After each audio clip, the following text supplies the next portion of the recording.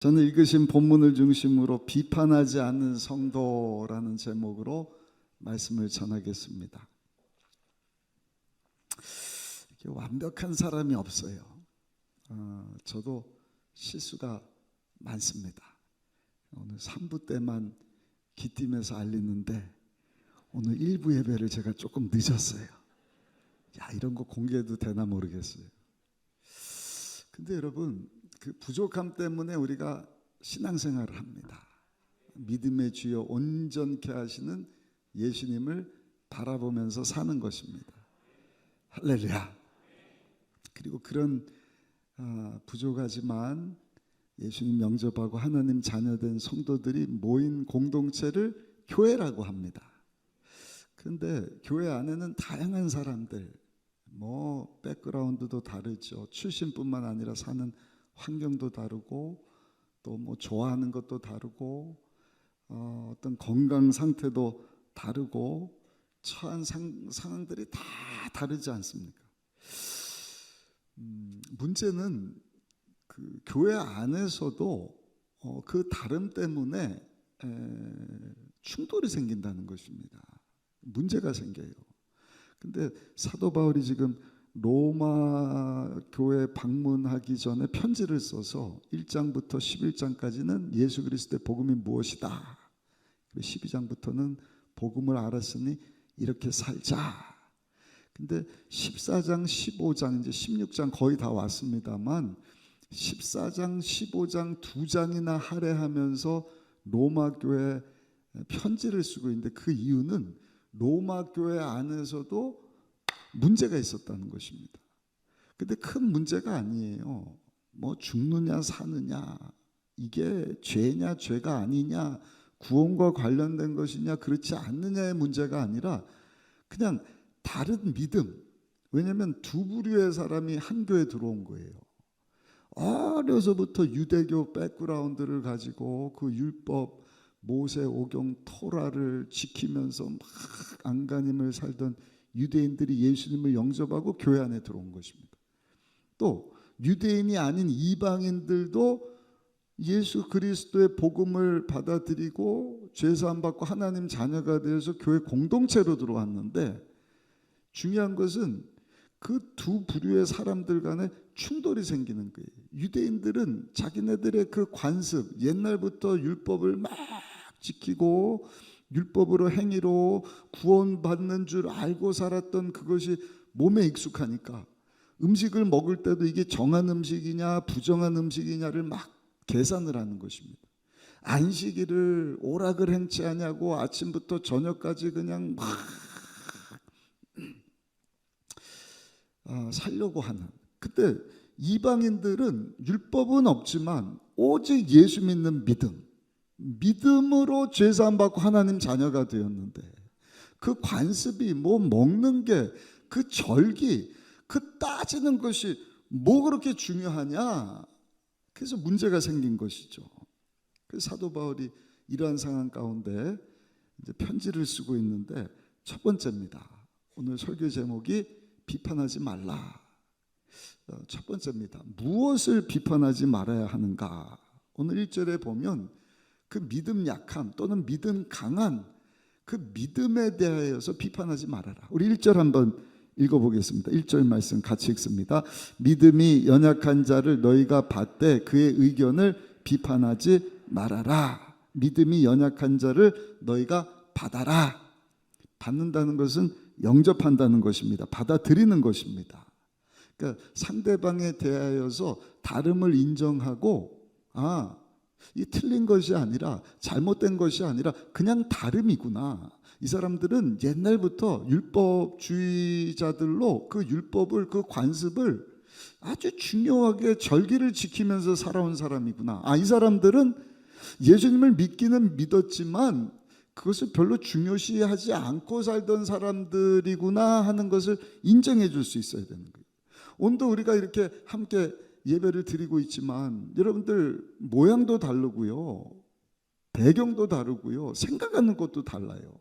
제가 1부, 2부 때도 해봤거든요. 우리 실험 한번 해보실까요? 다 눈을 감으시고 여러분들이 앉은 자리에서 여러분들이 생각할 때 북쪽이다 생각하는 쪽으로 오른손을 한번 들어서 어느 쪽인지를 표해 줘 보세요. 눈을 한번 감아 보세요. 다 눈을 감으시고, 눈 감으셨어요? 자, 오른손을 한번 드시고 내가 생각할 때 북쪽은 어디다 표해 주시기 바랍니다. 어디예요? 어디? 예. 자, 눈을 떠 보세요. 예.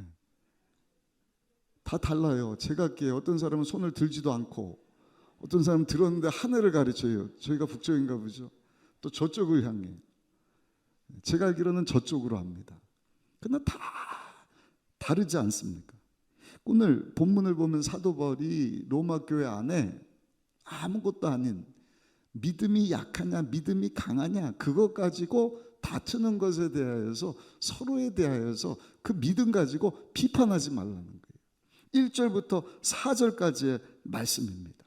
그것은 옳은 것도 아니고 그른 것도 아니다. 아무것도 아니라는 거예요.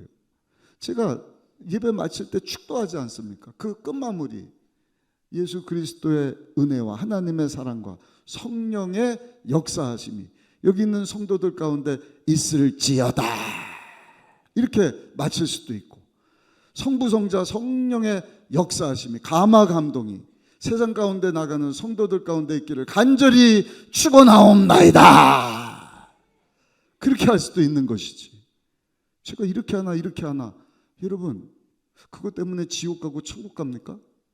전혀 구원하고 상관이 없는 거예요. 그냥 다름의 이야기라는 것이죠.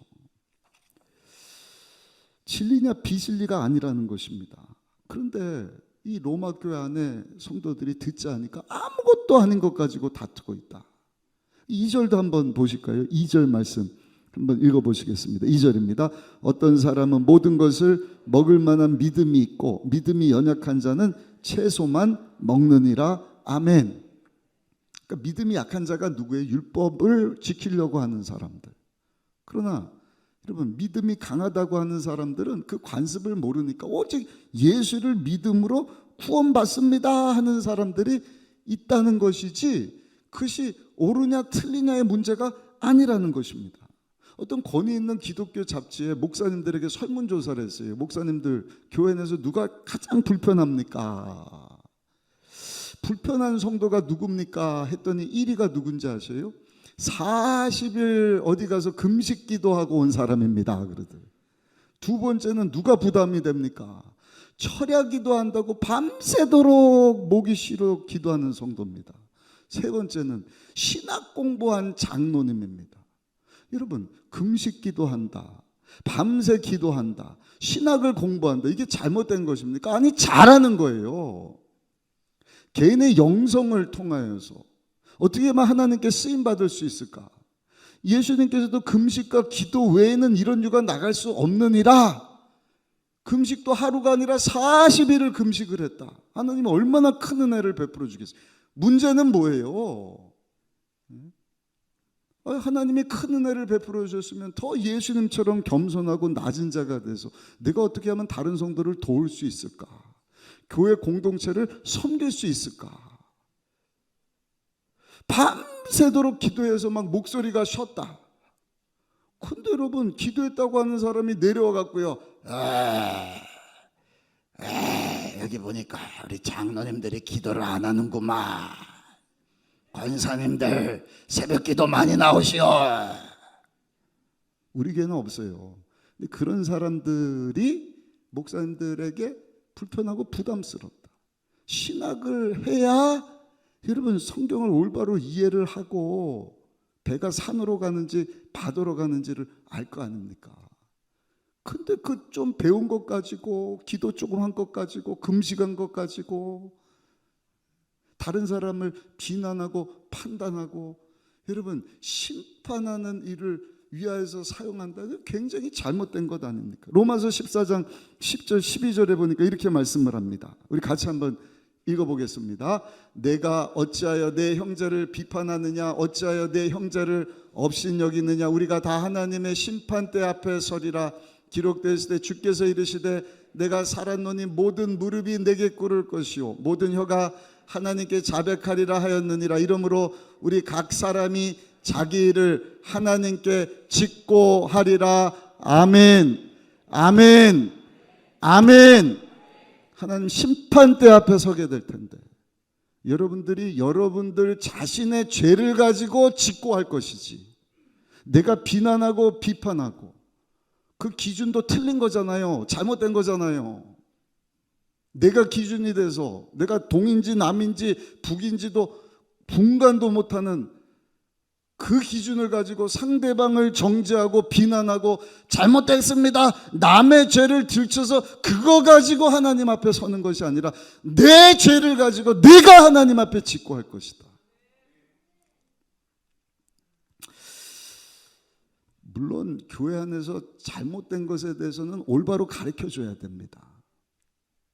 이게 이단이다, 하나님께서 말씀하신 것에 대해서 반하는 것이다, 또 믿음이 좀 연약한 것이다 하면 이것이 잘못된 것입니다 하고 가르쳐줄 수 있어야죠.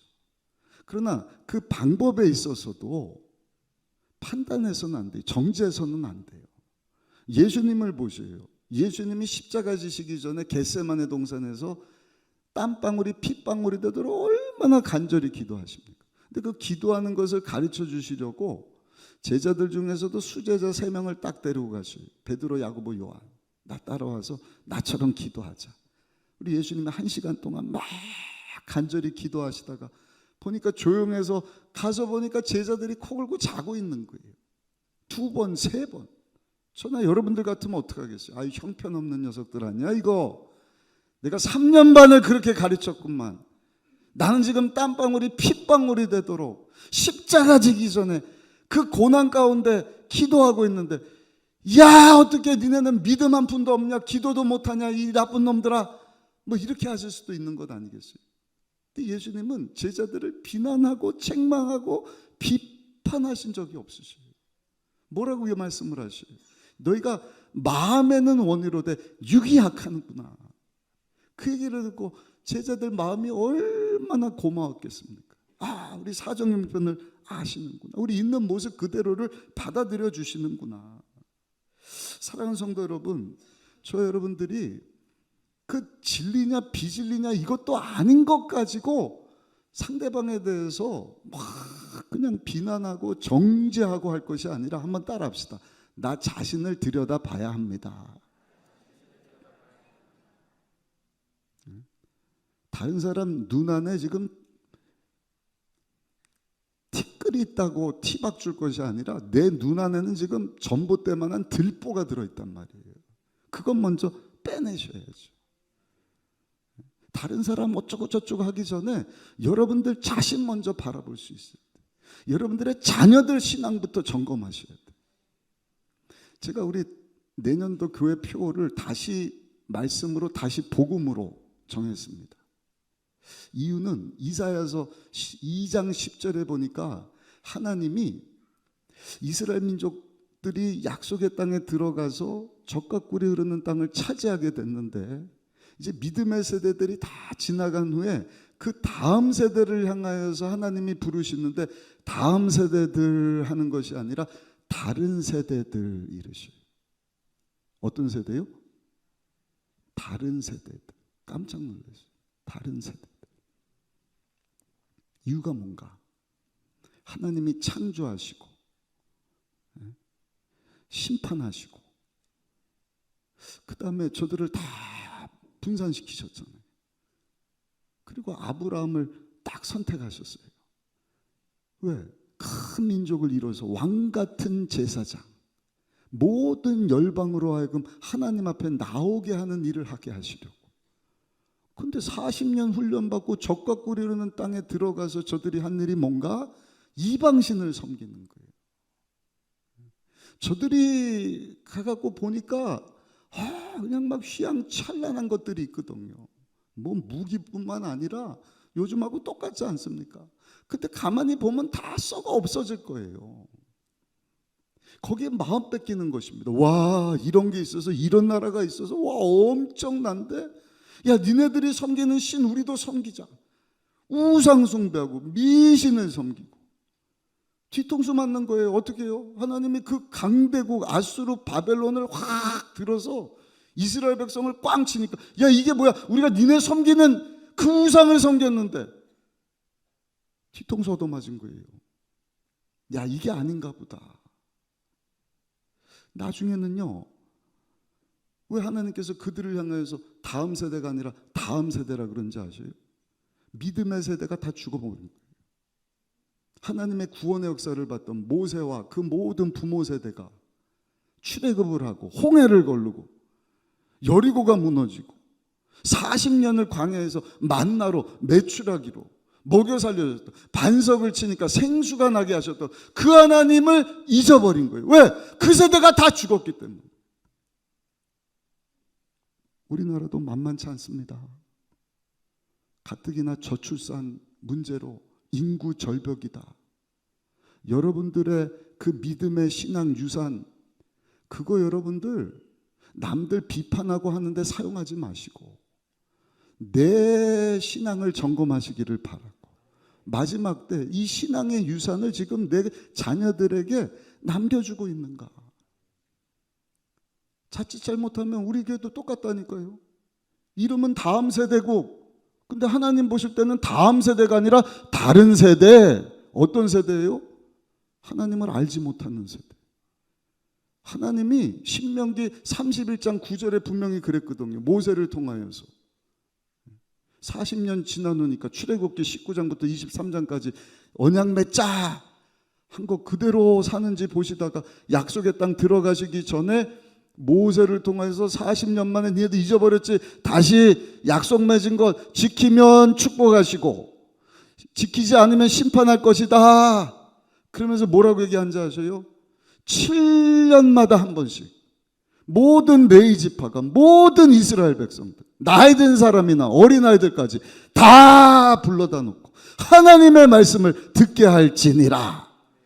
아멘. 들을 뿐만 아니라 지켜 행함으로 야훼를 경외하게 할지니라. 뿐만이 아니에요. 약속한 땅 들어가면 그 민족의 자녀들에게까지 하나님의 말씀을 가르쳐 지켜 야훼를 경외하게 할지니라. 그거 못한 거예요. 우리가 이제 39주년이니까 57에 35, 한 5번은 우리가 모든 성도들이 하나님 말씀 창세기부터 요한계시록까지 처음에 어떻게 시작이 됐지? 구원의 역사가 어떻게 이루어진 것이지? 왜 신약이 있는 거지? 예수님이 왜 오셨지? 예수님이 누구지? 예수 믿고 구원받은 내가 어떻게 살아야 되지? 마지막의 모습은 어떤 모습이지? 하나님 예배하신 하나님 나라는 어떤 곳이지? 여러분, 이걸 분명히 알 뿐만 아니라 우리의 꿈이 내 꿈으로 끝나면 어떤 꿈이라 할지라도 시시한 거예요. 많아봐야 뭐 빌딩 한두 채? 그래요. 조금 더 쳐서 뭐 대기업 재벌, 총수, 대통령? 과거에 그 대단한 사람들 어디 갔어요? 대통령 어디 갔어요? 나는 지금 어디가 있는지도 모르겠어요. 어떤 분은 감옥에 있는 것 같기도, 어떤 분은 돌아가셨다는 것 같기도. 다 쓸데없는 거라니까. 근데 하나님의 뜻과 계획을 알지 못하면 짧은 인생, 길어야 80, 100년인데 그거를 다 낭비하며 산단 말입니다. 그래서 저는 내년에 적어도 우리 성도들 이 구약 신약을 딱 이해할 수 있는 눈을 열어드리고 여러분들이 적어도 일떡이삭 했으면 좋겠다. 아멘. 기대하시라. 개봉 박두. 성경을 알고 나면요 너무 재밌어요. 이런 말씀이 있었네. 그러니까 막 7장, 10장, 뭐 40장 금방 단숨에 읽어버리는 거예요. 그 내용을 모르니까 이게 막 혼돈이 되는 것이죠. 비판하는데 인상 낭비하지 마십시오. 옳으냐 그르냐의 문제가 아니에요. 진리냐 비진리냐가 아니잖아요. 그렇다고 한다면 열린 마음으로, 영접하는 마음으로 그 다름을 인정하고 받아들 수 있어야 할 것이다. 두 번째입니다. 왜 비판하지 말아야 되느냐? 오늘 사도 바울이 믿음 약한 자, 믿음 강한 자, 어떤 사람은 그냥 믿음으로 모든 음식 다 먹는다. 어떤 사람은 그 율법 지키느라 믿음이 약해서 채소만 먹는다. 그럼에도 불구하고 믿음이 약한 자든 믿음이 강한 자든 서로가 서로에 대해서 비판하지 말지니, 비판하는 그 사람은 오직 하나님 한 분이시기 때문이다. 우리 3절 한번 읽어보겠습니다. 3절 함께 읽습니다. 먹는 자는 먹지 않는 자를 업신여기지 말고 먹지 않는 자는 먹는 자를 비판하지 말라. 이는 하나님이 그를 받으셨습니다. 무슨 뜻입니까? 믿음이 작든 믿음이 강한 자든 하나님께서 다 예수 믿어서 죄사함 받은 그들을 자녀 삼아 주셨다는 거예요. 그런데 하나님께서 받은 자를 배척하고 비난하고 정죄하면 그 받아들인 하나님을 배척하고 비난하고 정죄하는 것이다. 4절에 보시니까 그 사람이 서고 그 사람이 일어서는 것 누구 손에 달렸다? 하나님의 주권이라는 거예요. 주인 손에 달렸다는 거예요. 왜 종이 가타부타 하냐는 것입니다. 이 사람도 종이고 이 사람도 종인데 그 종을 다스리는 분은 주인이지. 왜 종이 야 너는 왜 이래? 이 사람은 너는 왜 이래? 98년도 5월입니다. 벌써 한참 지났는데요. 멕시코에 유명한 프로 레슬러가 있었어요. 근데 나올 때마다 가면을 써서 누군지를 아무도 몰라요. 23년을 프로 레슬러로 뛰다가 우리나라로 하면 뭐 김일, 박치기 선수 이런 역도산 뭐 이런 분 같아요. 하여튼 이분이 망토 들고 탁 나타나면 마법사의 폭풍 그래갖고 막 인기가 막 대단한데 동영상을 좀 여러분들 이제 집에 가서 한번 보시면 유튜브에 나왔더라고요. 감동이 이야 방송실 대단한데요. 이야 예. 한번 보실까요? 예. 저분 그 노란 마스크. 예. 저러다가 이제 탁 일어나서 이겨야 되는데 얻어가는 것만 나오네. 아무튼 저렇게 프로 레슬러로 23년을 지난 거예요. 23년을. 그러다가 저렇게 많은 관중들 앞에서 은퇴식을 합니다. 근데 사람들이 일어서서 박수를 치는데 이유가 뭔가 마스크를 벗기고 보니까 누구지 하고 보니까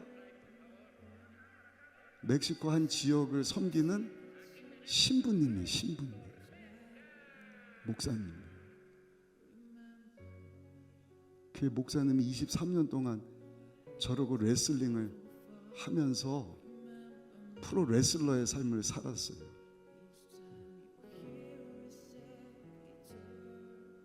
이게 더 감동인 이유는 세르지오 구티에레스라고 하는 신부님인데 23년 동안 레슬링해서 벌어들인 수익 가지고 3,000명의 고아들을 섬겼다는 것입니다. 잘했죠? 그러니까 사람들이 전원 기립박수예요. 존경을 표현하고 와. 여러분들은 어떻게 하십니까? 귀한 분이지 않습니까? 근데 이 사실이 알려진 이후에 신문에 어떤 기사가 나느냐? 세상에 교회 신부라는 분이 가면 쓰고 프로 레슬링을 할 수가 있느냐? 교회 목회는 안 하고 레슬링만 하고 살았냐? 이랬다는 거예요. 여러분들은 어떻게 생각하시죠? 여러분, 죽느냐 사느냐의 문제 아니에요. 그렇게 생각하는 사람이 있을 수 있어요. 오늘 사도 바울이 그 얘기하는 것입니다. 우리 생각할 때는 무슨 얘기야? 아니, 레슬러 하면서 그 작은 교회 신부님으로서 3,000명을 도왔다고 하는데, 아니 목회도 레슬링 안 할 때 신방하고 말씀 준비하고 기도하고 더 잘했을 수도 있는 것 아니냐? 그러나 몰라요. 왜? 저 여러분들은 하나님이 아니기 때문에.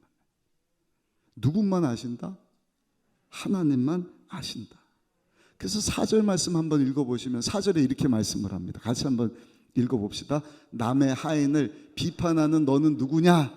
그가 서 있는 것이나 넘어지는 것이 자기 주인에게 있음에 그가 세움을 받으리니 이는 그를 세우시는 권능이 주께 있음이라. 아멘. 우리의 주인은 예수님이셔요. 저 여러분들은 다 예수님을 주인으로 섬기는 예수 그리스도의 종인 것입니다. 근데 종이 다른 종에게 왜 가타부타 이래라 저래라 너는 왜 이 모양이냐 이런 말할 자격이 없다는 거예요. 그 사람을 넘어뜨리시고 세우시는 분은 주인 되시는 하나님이 주권을 가지고 하시기 때문에 아멘을 크게 하셔요. 왜냐면 연말이기 때문에 날씨까지 추워졌는데 이제 성탄절 분위기가 좀 나죠.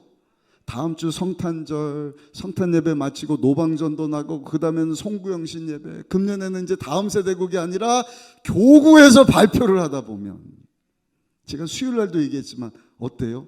나이 드신 분들이 뭐 좀 하려고 했는데 몸이 뻣뻣한 거예요. 그러면 손가락질 하지 마시란 말이에요.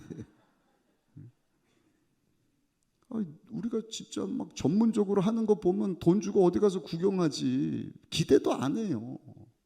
뭘 보기를 원하는 거예요? 그럼에도 불구하고 이 추운 날 옹기종기 모여갖고 찬양 연습하고 성경 연습하고 이게 귀한 것 아닙니까? 내가 예수 믿은 지가 10년이 됐어 아니 30년이 됐어 50년이 됐지만 내 믿음 잘 지켰다. 내가 하나님 앞에 서는 날까지 나는 예수님 닮은 모습으로 예수님의 온전한 분량까지 자라나려고 몸부림을 쳤다. 겉사람은 다 후패하니까. 우리 예수님 우리의 속사람만 보시니까. 여러분들 송구영신 예배 때 그걸 보시란 말이에요. 아니 저 머리가 허연 분들이 나와갖고 가사도 틀려 박자도 틀려 자세히 들어보니까 음정도 틀려 뭘 하는데 몸도 뻣뻣하고 뭐 다 안 맞고 그런데도 그 속사람을 들여다보면 여러분 박수 갈채 받아 마땅한 분이지 않습니까? 비판하지 말라는 것입니다. 하나님만 하실 수 있다. 예수님께서도 마태복음 7장 2절에 보니까 비판을 받지 아니하려거든 비판하지 말라. 너희가 비판하는 그 비판으로 너희가 비판을 받을 것이요. 이게 맞는 말이요. 여러분들이 비판하고 정죄하는 그 모습 여러분들 모습이지 않습니까? 사실 따지고 보면 다른 사람은 관심도 없어요. 아니 몰라요. 근데 어쩌면 나하고 똑같은 행동을 하지. 누가 하는 거예요? 내가 아는 거예요. 내가 나한테 보이는 거예요. 왜? 내가 그 사람이니까. 그러니까 예수님이 야 너 그 사람 비판하지만 비판하는 그것 가지고 네가 비판받을 거야. 맞는 말이지 않습니까? 민수기 12장에 보니까 모세가 200만을 이끄는 영적인 지도자인데 구스 여인을 만났어요. 피부가 검은 이방 여인입니다. 그러니까 그 누나 미디암이 책망을 하는 거예요. 아, 주책 맞은 사람아. 아, 많고 많은 여자 중에 왜 피부 검은 이방 여자야? 근데 하나님이 미디암에 대하여서 누나가 동생 책망하는 것이 마땅함에도 불구하고 야 내가 세운 지도자인데 왜 네가 책망하고 왜 네가 비판하느냐? 심판은 내가 하는 것이다. 그래서 여러분 나병이 들게 하지 않습니까?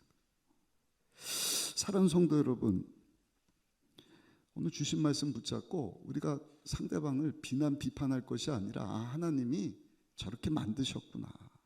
있는 모습 그대로 그 다름을 인정해 주시기를 예수님 이름으로 축원합니다. 그러면서 우리가 할 일은 한번 따라 하실까요? 성령님이 하나 되게 하신 것을 힘써 지켜야 합니다. 혼돈 가운데 있는 분들이 있어요. 어떤 분은 그래요. 목사님 교회는 절대 하나가 안 됩니다. 그 어리석은 얘기입니다. 모르는 얘기예요.